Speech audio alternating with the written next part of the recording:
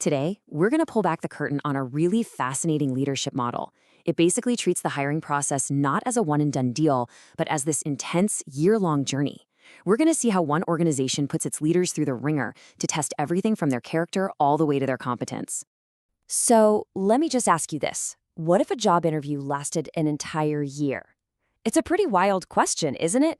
But, it's not just a thought experiment. An organization called Restoring Hope Ministries has actually built their entire leadership pipeline around this very idea. Their thinking is, to really truly know a leader, you have to see them in action, under real pressure for a long, long time. So where does this whole journey begin? Well, it's not with a fancy resume or a CV. It starts with a really deep look into a person's character. The whole point of the first interview is to get past the credentials on paper and get right to the heart of who this candidate really is and what makes them tick. Now, take a look at this quote. It's from their own internal interview guide, and it really says it all. This one sentence just sets the tone for everything that's about to come. It's about a serious, values-driven commitment. For them, yeah, it's rooted in faith, but the principle underneath is universal. They're looking for genuine sacrifice, not just raw ambition. And these 6 pillars, this is how they actually measure that commitment. So instead of asking those theoretical what would you do if questions, they dig into a candidate's actual history. They're looking for real, concrete examples of servant leadership, how they've handled pressure in the past, and if they can bring people together instead of driving them apart. It's like a forensic investigation into someone's character. Okay, so let's say a candidate actually makes it through that incredibly intense initial screening. You think that's it, right?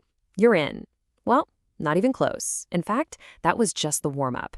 Passing that interview is basically just the entry ticket to the main event, a 1-year proving ground. Officially, they call it the Board to Director Leadership Pathway, or BDL pathway for short. And the whole idea is right there in the definition. You serve for a full year as a temporary member of the Board of Directors to prove you're the right fit. The key thing here is that trust has to be built before any fancy leadership title is ever handed out. It just completely flips the script on the traditional way of hiring. And this timeline here, it's like a roadmap for the entire journey. It kicks off with getting oriented and integrated into the team, then moves into a phase of building very specific skills. And it all leads up to this final 6-month stretch that's all about funding and proving you are absolutely ready to lead. You can see how each phase just builds on the last, turning up the heat step by step. And let me tell you, this is not a sit-on-the-sidelines kind of role. During that year, candidates are all in. They're serving on a real board committee, they're going through some pretty tough ethics and systems training, they've got monthly meetings with a mentor, and this is the big one, they are tasked with building a complete project from the ground up. Now, out of all those things they have to do, one of them stands out as the absolute centerpiece of this whole pathway, the project. This is how the candidate shows their vision, their skills, and their ability to actually get something done. They have to build something real. And the project itself has this really clear life cycle. See, it starts with just a simple concept paper in the first 3 months. By month 8, it has to be a full-blown proposal. We're talking scope, staffing, a budget, the whole shebang. And then, by month 9, here's the critical step, a concrete plan for how to pay for it all.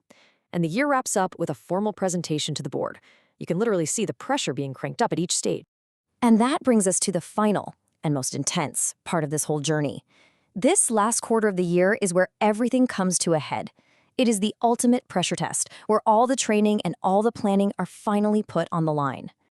So during these final few months, look, having a good idea just isn't enough anymore. The real question becomes, can you make this vision sustainable? The candidate has to prove, not just say, but prove that they can go out and find the grants and the resources to bring their project to life.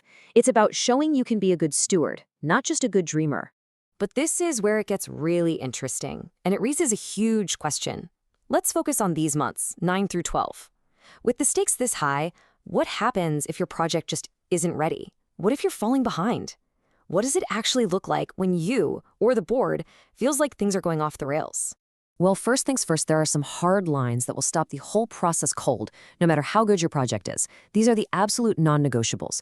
Any refusal to submit to oversight, any ethical violations, or just a constant sense that you don't fit the culture. Those are deal breakers. These kinds of issues will bring the pathway to a halt long before anyone even looks at the final project. So, assuming none of those red lines have been crossed, the year finally culminates in a verdict from the board.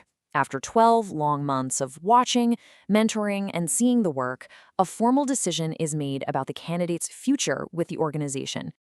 In this decision, it's not based on just one thing.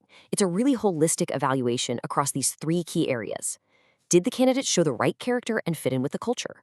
Is there hard evidence of their competence through the project they built? And, maybe most importantly, is there a real, viable plan to actually fund this thing and keep it going? And this brings us right back to that question. What happens if you're just not quite ready? Well, here are the four possible outcomes. The best case, obviously, is you get appointed to the director role. But if a candidate is falling behind, it's not always a hard no. The board might choose to extend the pathway to give them more time to develop. Or they might redirect them to a different role that's actually a much better fit. And of course, there's always the chance they decide to just discontinue the relationship altogether. When you boil it all down, this whole demanding, year-long process is built on this one core principle. It's this belief that real leadership isn't about the title on your business card. It's about the character you prove through your service, your willingness to be held accountable, and your ability to show you're competent and ethical. That's how they reduce risk and make sure everyone's aligned for the long haul. It's a demanding model, for sure, no question about it, but it leaves us with a really important final thought. In any field where trust and character are just absolutely critical, nonprofits, public service, even high-stakes corporate jobs, could this kind of long-term, observable vetting process be the real answer to building the kind of resilient, trustworthy leadership we so desperately need? It's definitely something to think about. Thanks for joining me for this explainer.